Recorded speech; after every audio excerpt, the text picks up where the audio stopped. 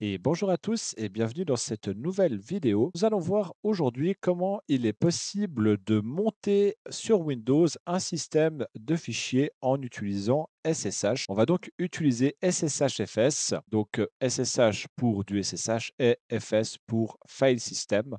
SSHFS, c'est traditionnellement quelque chose qui est livré avec à peu près toutes les distributions Linux, mais qui est absent sur Windows et ça va vous permettre tout simplement, comme son nom l'indique, d'accéder à un système de fichiers en utilisant SSH. Évidemment, cette méthode, elle ne va pas vous être très utile dans le cas où vous avez un système de NAS ou ce genre de choses, car tout ce genre de services expose déjà leur système de fichiers généralement à travers d'autres protocoles qui sont déjà préinstallés sur les systèmes. Je pense notamment au SMB et évidemment à NFS. Mais dans le cas où vous auriez besoin d'accéder à une structure donnée en utilisant SSH, eh bien, vous pourriez utiliser cette technique-là que l'on va voir maintenant. Et on va se servir de cet outil pour accéder aux données d'un autre Proxmox afin de voir un petit peu qu'est-ce que ça donne. Donc la première chose à faire, ça va tout simplement être d'installer WinFSP et SS. Une fois téléchargé, il nous reste à les installer. Dans mon cas, WinFSP est déjà installé. On va donc mais on va venir installer SSHFS. Voilà, on a installé tout ce qu'il nous faut. Il nous reste à aller voir un petit peu comment est-ce que cela fonctionne. Donc, on voit que la commande à utiliser, elle ressemble à un chemin UNC tout à fait traditionnel, sauf que là où on a l'habitude de mettre un nom d'hôte pour cibler un hôte SMB ou autre chose, eh bien ici, on va cibler SSHFS et ensuite on a à spécifier notre utilisateur et notre hôte distant. Donc eh bien, je vous propose qu'on teste ça tout de suite. Donc évidemment, s'agissant de chemin UNC, on est censé pouvoir utiliser cette commande directement depuis l'explorateur Windows. Donc tout simplement en venant se placer dans la barre et en venant chercher SSHFS. Et dans mon cas, je vais me connecter avec un utilisateur root sur mon hôte, donc un Proxmox de test qui est à l'adresse IP 10.0.0.250. On fait Enter, on nous demande ici les identifiants pour nous connecter sur notre source. C'est déjà un bon signe, ça veut dire que notre service parvient à communiquer avec généralement. Donc dans mon cas, le mot de passe, il s'agit du mot de passe 1 et nous voilà connectés sur notre hôte.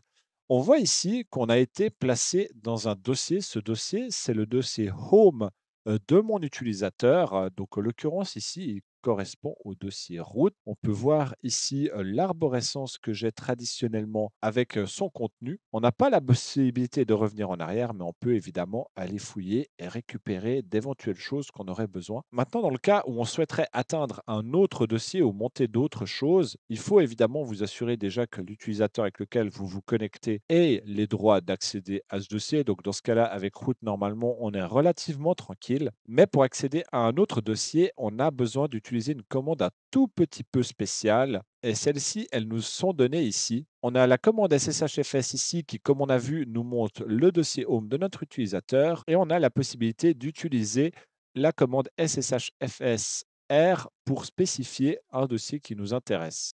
Donc pour ce faire, on va reprendre notre commande et on va venir ici y ajouter le .r et on va venir se placer à la racine.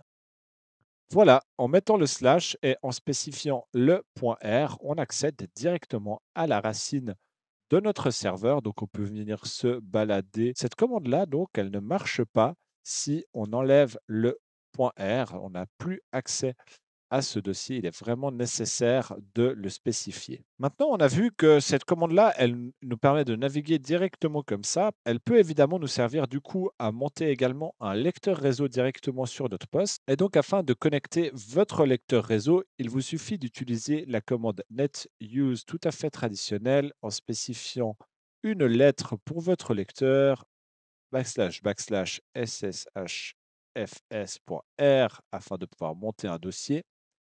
On va spécifier notre utilisateur root at notre hôte 10.0.0.250.